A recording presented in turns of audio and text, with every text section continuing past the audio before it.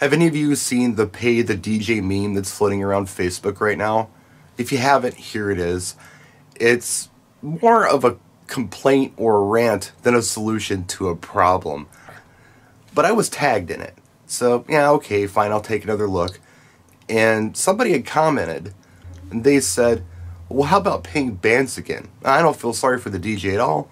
They ruined it for the bands, and they're the reason that music is terrible in this country right now. Now, as far as that statement goes, it's only part of the story and a pretty angry generalization just to kind of support his point of view. But I won't even get into all of that today. What I will talk about today is that I was there when the whole DJ band transition was happening for wedding receptions.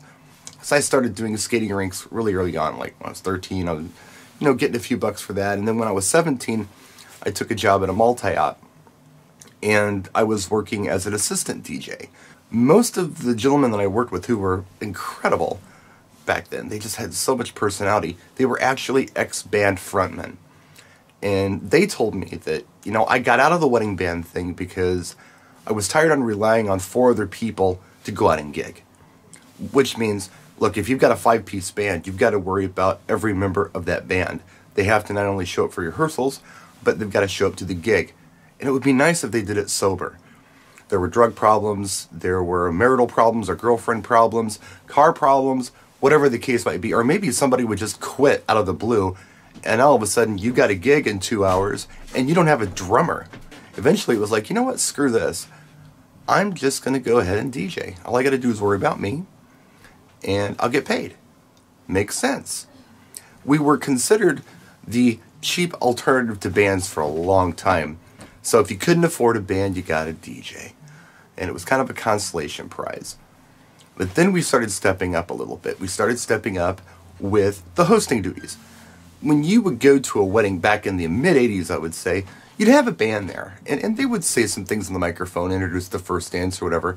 But as far as the grand entrance into the room, here where I live, that service was provided by whoever the hall host was. There was like a banquet manager there who had been there for years and years, and that's what they did.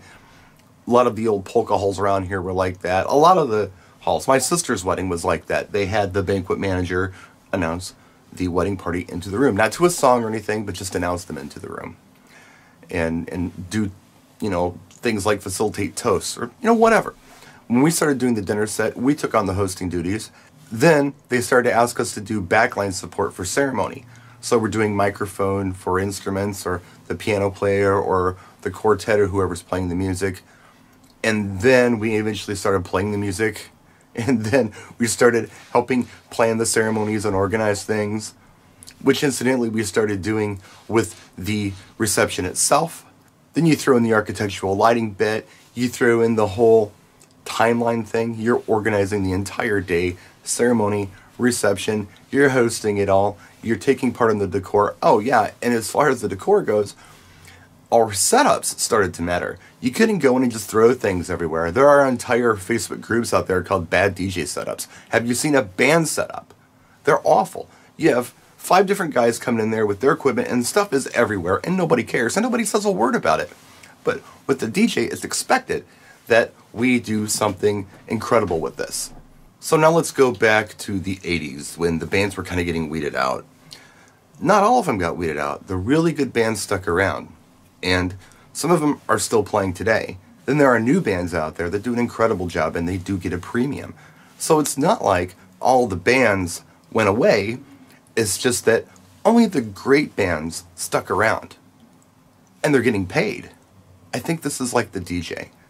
We have a lot of people out there who want to do what we do.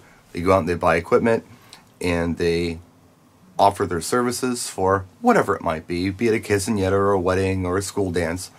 There are some out there who are really great at what they do, and they're willing to go the extra mile for the client and give the client the services that they want. Then there are other DJs out there who they don't want to take requests. They really don't want to get involved with uplighting. They don't want to get involved with ceremony or whatever the case might be. They want to do what they do, and that's all they want to do. These same people almost cannot complain about what they're getting paid. But anyway, maybe that's the lesson we need to learn here. Going back to the band days, there are great bands that are still there, and great bands who are getting paid at events. And then there are bands who are just obsolete. No one even wants to hire them. They're not even marketable anymore because they don't do much. Kind of like the DJ. If you're going to complain about how much you get paid, think about the services you're offering. And then think about saying no once in a while when somebody says $200. That's just a Friday night rant. I'll stop this camera now. And I'll watch this video before I post it. But please, leave your comments down here. I'd love to see them. Practice and enjoy.